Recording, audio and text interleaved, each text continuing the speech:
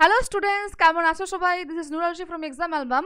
তো দেখো, আজকের এই ভিডিওতে আমরা ডিসকাশন করব এএনএম জেএনএম 2024 এর কাউন্সেলিংয়ের রাউন্ড 1 এর আজকে যে রেজাল্ট প্রকাশিত হয়েছে, এই রেজাল্ট ক্যাটাগরি ওয়াইজ আমরা দেখব। এএনএম এবং GNM A category wise closing rank কত হয়েছে, সেটাই আজকের আমাদের বিষয়।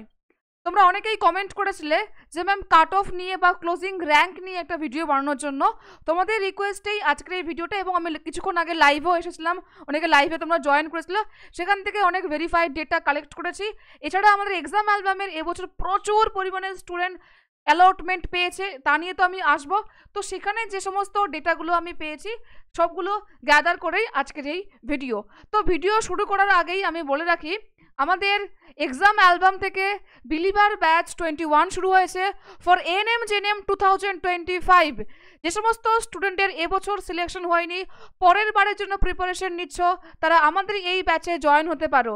থাকছে live class, recording class, mock test, study material, সমস্ত কিছু একটা সিঙ্গেল প্ল্যাটফর্মে।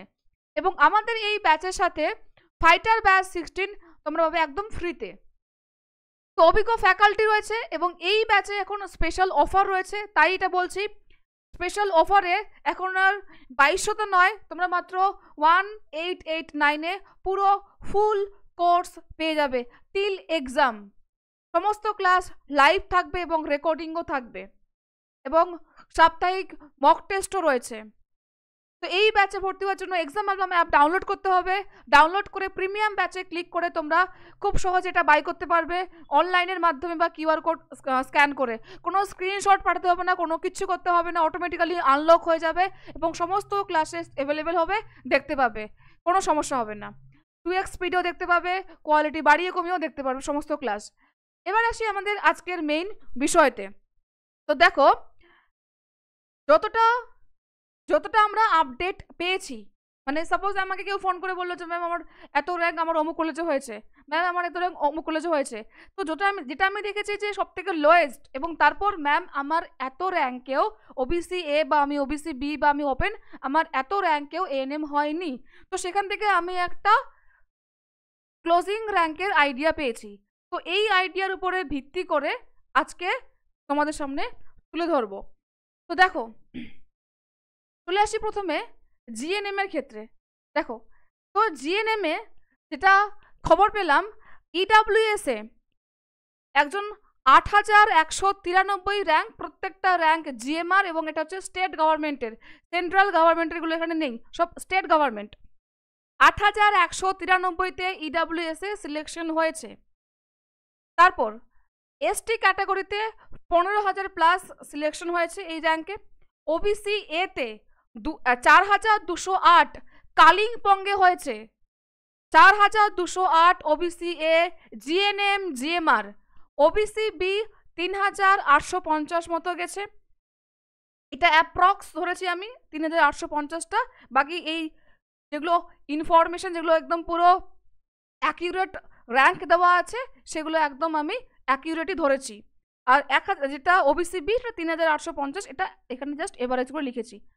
এসসি ক্যাটাগরিতে 6233 র্যাঙ্কে পেয়েছে। সিভিল ডিফেন্সে 6300-তে পেয়েছে।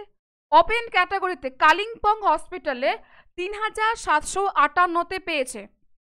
এবারে অনেকে জিজ্ঞেস করেছো যে ম্যাম রাউন্ড 2-তে কি হবে। এবার আমি তোমাদেরকে একটা কথা বলি।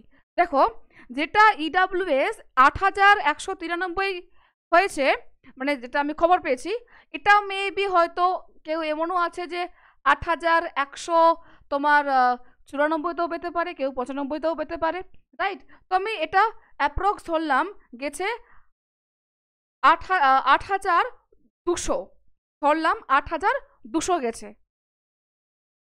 এই অবধি মনে হচ্ছে আমার ক্লোজ হয়েছে।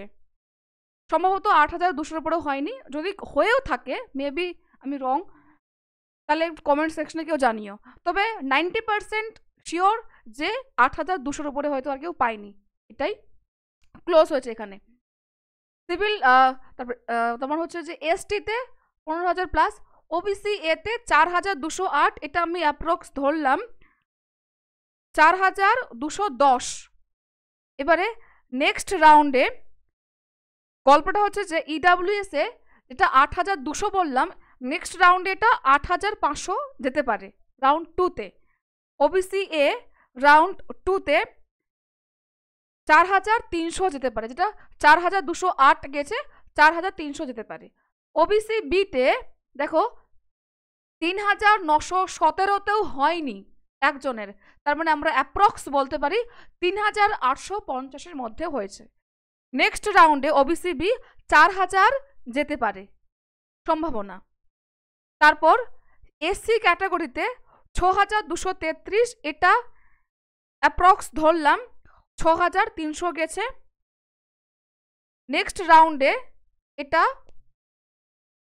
তোমার 6,600 মতো হতে পারে। ওপেন ক্যাটাগরিতে 3,758 ধরলাম, 3,765, এবং নেক্সট রাউন্ডে এটা হতে পারে 3,800 যেতে পারে। এবার আসি আমি এএনএম এর ক্ষেত্রে। এএনএম এগুলো এএনএম জিএমআর র্যাঙ্ক। ওপেন ক্যাটাগরিতে 735, এটা একদম ভেরিফাইড একটা ডেটা। 799তেও হয়নি, তার মানে এখানে ক্লোজ হয়েছে 799-তে, আর 735-এ হয়েছে, মানে আমরা অ্যাপ্রক্স বলতে পারি ওপেন ক্যাটাগরিতে এএনএম এ 750 মতো গিয়েছে, 750-এর মতো এবছর ক্লোজিং র্যাঙ্ক গিয়েছে। ওবিসি এ 877, এটা একদম ভেরিফাইড ডেটা। তবে ওবিসি বি 891, যদি ওবিসি বি 891 হয় তার মানে তোমরা বুঝতেই পারছো ওবিসি এ এই ডেটাটা হবে না, অবশ্যই এর থেকে একটু বেশি হবে। বলছি সেখানে আসছি। ইডাব্লিউএস এ 2,420-তে পেয়েছে বারাসাত এমসিএইচ এএনএম এর। ইডাব্লিউএস এ 2,420 র্যাঙ্কে আমাদের এক্সাম অ্যালবামের স্টুডেন্ট পেয়েছে, এগুলো এক্সাম অ্যালবামের স্টুডেন্টের ডেটা ম্যাক্সিমাম। তারপর এসসি ক্যাটাগরিতে 1,205-এ পেয়েছে, এসটিতে 10,000 প্লাসে পেয়েছে। এবারে অ্যাপ্রক্স আমি ওপেন ক্যাটাগরিটা বললাম 750, মেবি 750 মতো গিয়েছে, কারণ 799তেও হয়নি। পরের রাউন্ডে এটা 850 যেতে পারে, ওপেন ক্যাটাগরি 850 যেতে পারে এএনএম। ওবিসি এ দেখো, ওবিসি এ 877 তো হবে না, কারণ ওবিসি বি যদি 891 হয় তাহলে ওবিসি এ মোটামুটি 960 মতো আমরা বলতে পারি, 960 মতো গিয়েছে। যদিও এই ডেটাটা আমি একটু কনফিউজড, মানে এক্স্যাক্ট ডেটা আমি মাঝের পাইনি, কারণ 891 পেয়েছে, এদিকে 877, হিসেব মতো আমাকে 891-এর একটা ওপরে কিছু ডেটা পেতাম তাহলে হতো, কিন্তু পাইনি। যেহেতু তোমরা জানো যে এএনএম এর সিট সেরকম নেই, খুব কম সংখ্যক রয়েছে।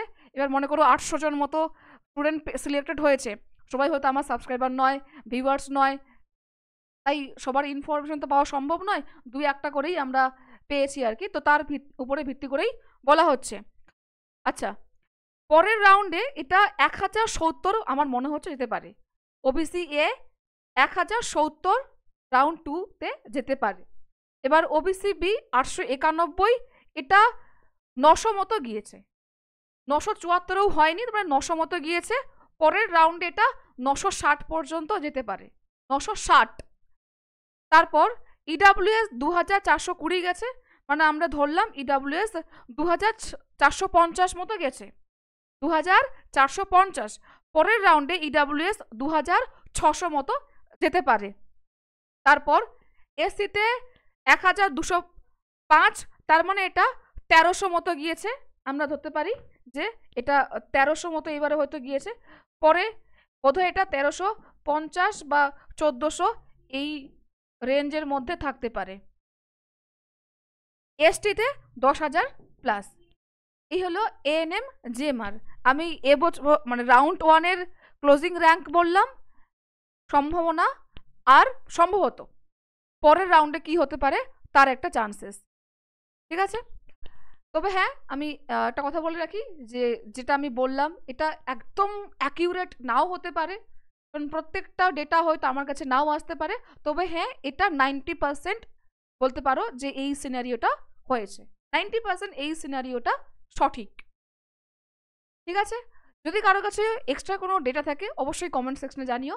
আর হ্যাঁ, আমাদের বিলিভার ব্যাচ যেটা শুরু হয়েছে, যাদের রেজাল্ট মনের মতো হয়নি তারা আমাদের এই ব্যাচে ভর্তি হতে পারো এবং নিজেদের বেস্ট দিয়ে এখানে প্রিপারেশন নিতে পারো। তো all the best guys, stay tune, tata.